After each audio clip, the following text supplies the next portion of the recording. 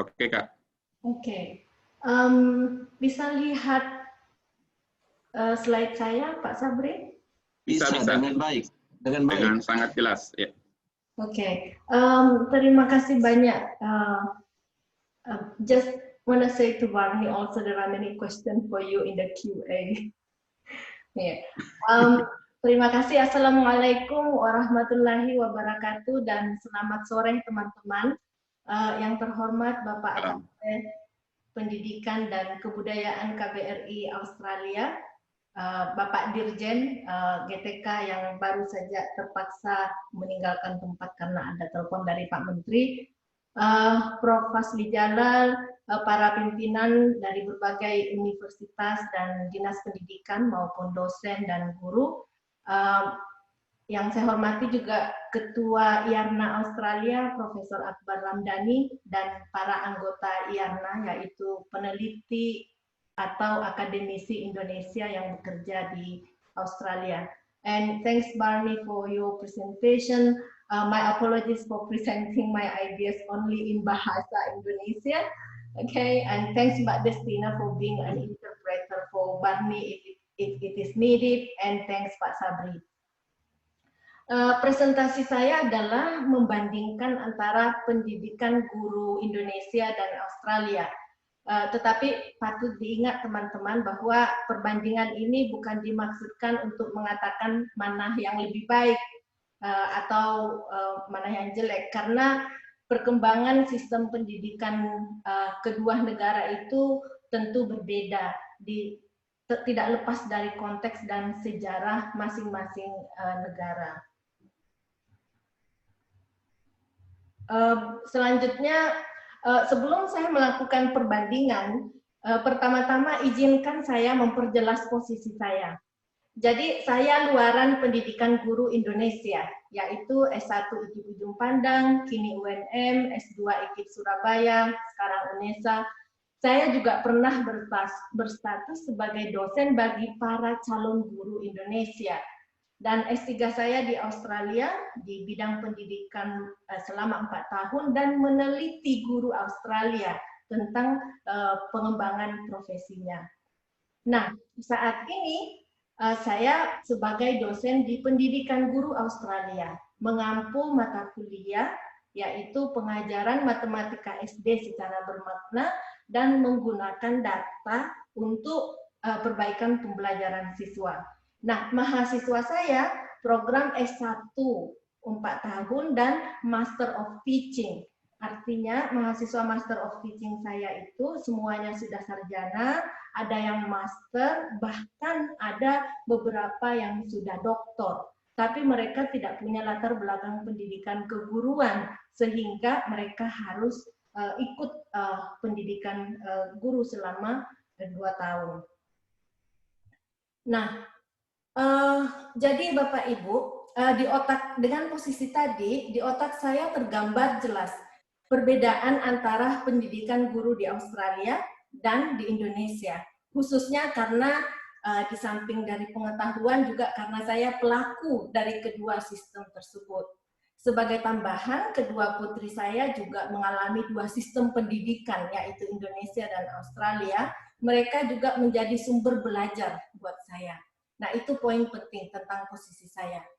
Selanjutnya, untuk kajian perbandingan ini, sekali lagi saya mengundang Bapak Ibu, ketika melihat perbedaan, jangan segera mengatakan ini lebih baik atau lebih jelek, karena jikapun ada hal yang baik dari Indonesia misalnya, tidak serta-merta mudah untuk langsung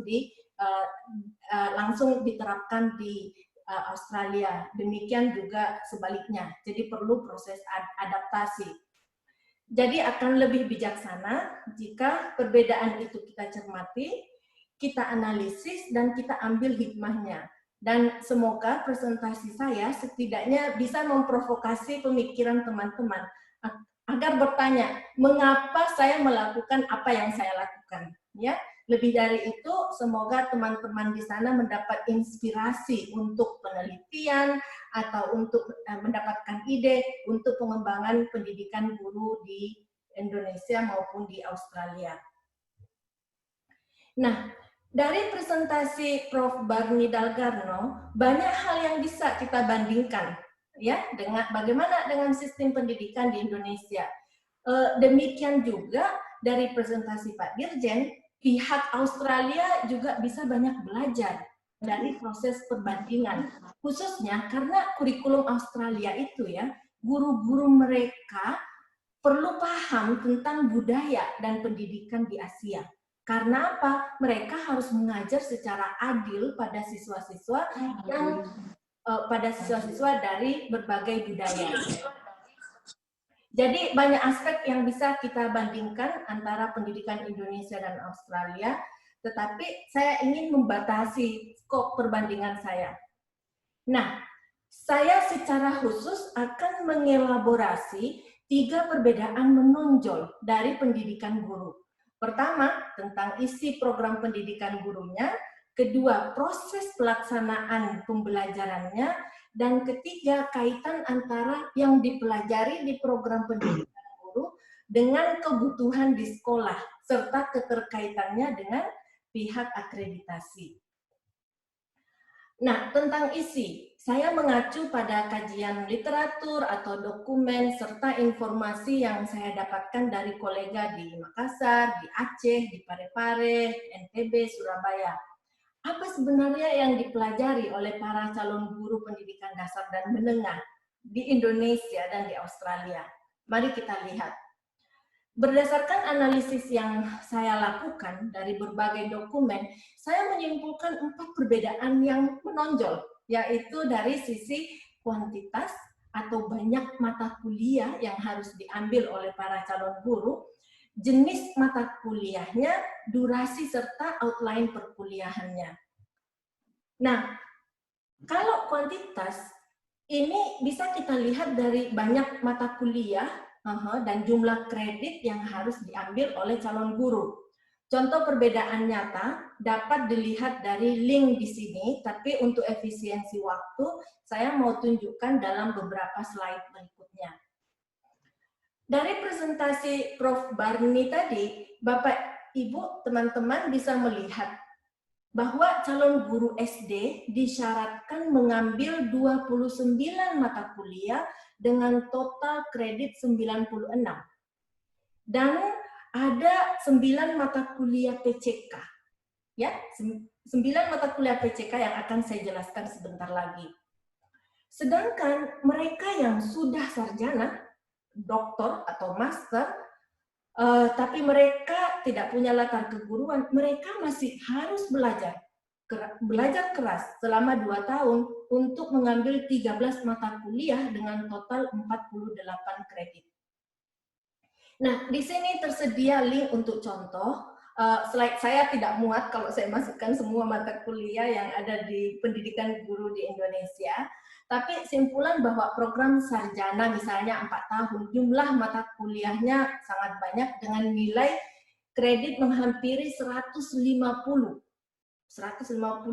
kredit ya. Sedangkan bisa dilihat calon guru SD misalnya hanya disyaratkan 29 mata kuliah dengan total 96 kredit, tidak sampai 100. Nah, ini juga contoh menarik lainnya ya, teman-teman. Coba kita lihat. Untuk calon guru matematika sekolah menengah, mata kuliah matematik yang disyaratkan, ya, calon guru SMA di Australia, sebanyak 6. Sedangkan di Indonesia diwajibkan 19 mata kuliah matematika. Ini contoh daftarnya, dan ini belum termasuk mata kuliah matematika pilihan. Oke? Nah, ini bisa menjadi bahan pertanyaan sebenarnya. Mengapa prestasi matematika siswa Indonesia belum juga menggembirakan seperti yang disajikan tadi oleh Pak Dirjen? Padahal calon gurunya banyak belajar matematika, minimal 3 kali lipat dari banyak mata kuliah matematika calon guru Australia. Nah, itu ya. Hal penting lainnya, kita juga sebenarnya harus berhati-hati dalam perbandingan ini. Karena ternyata setelah saya cermati betul, memang makna 1 kredit untuk kedua negara ini sangat berbeda. Mari kita lihat. Misalkan di Australia, untuk satu mata kuliah dengan bobot 3 kredit, ya, beban belajar yang digariskan di course outline itu 150 jam. Artinya apa? Jadi karena perkuliahan ini selama 10 minggu, maka total jam tatap muka 30 jam, berarti masih ada 120 jam. Bandingkan coba dengan di Indonesia. Untuk 3 kredit, apa artinya? 3 kali 50 menit tatap muka, 3 kali 1 jam kegiatan terstruktur yang direncanakan oleh dosen, 3 jam belajar mandiri, jadi total sekitar 9 jam seminggu. Oke? Karena mahasiswa Australia dan mahasiswa Indonesia sama-sama punya waktu 24 jam, maka wajar saja kalau calon guru Indonesia bisa mengambil 20 kredit atau bahkan lebih dalam satu semester. Sangat berbeda dengan Australia. Nah, bagaimana sebenarnya maksud 150 jam ini? Tentu tergantung dari keterampilan mahasiswanya di dalam mengatur waktu. Namun, kita sebagai dosen perlu memberikan perkiraan. Perkiraan misalnya workshop 3 jam seminggu berarti 30 jam. Membaca dan persiapan workshopnya 6 jam seminggu, 60 jam. Kuis ada 4 jam. Tugas presentasi 16 jam. Tugas portfolio, ini tugas yang tidak kalah beratnya juga, yaitu 40 jam. Nah, perbedaan lainnya yang berkait dengan isi yaitu course outline. Untuk setiap mata kuliah ada course outline dan komponennya seperti dicantumkan di sini. Course outline di UC misalnya sangat rinci, harus membuat tujuan pembelajaran dan daftar standar guru. Ingat representasi Prof. Barni tadi mengatakan ada 64 standar yang ditetapkan oleh Institut Penilai Kualitas Guru. Intinya bahwa sebelum calon guru ini mengambil mata kuliah, pengampu mata kuliah harus memperjelas betul isinya, tujuannya, kegiatan pembelajarannya, bahan-bahan belajarnya, asesmennya, termasuk deadline-nya dari tugas-tugas mereka. Ini semacam kontrak ya antara kita pengampu mata kuliah dengan mahasiswa. Dan course outline ini setiap semester direview oleh kolega kita, oleh tim dari fakultas maupun di universitas. Nah, kalau course outline-nya ini sudah dipublikasi, maka perubahan susah untuk dilakukan karena harus ada persetujuan dari semua mahasiswa dan dari program dari direktur. Dalam konteks ini, kita jangan pernah berpikir untuk mengubah jadwal perkuliahan karena konsekuensinya jelas. Situasi di Indonesia mungkin cukup berbeda. Menurut informasi yang saya dapatkan dari rekan-rekan di sana, bahwa jadwal kuliah kadang-kadang bisa diubah karena ada kegiatan lain, misalnya ada rapat atau kegiatan lainnya.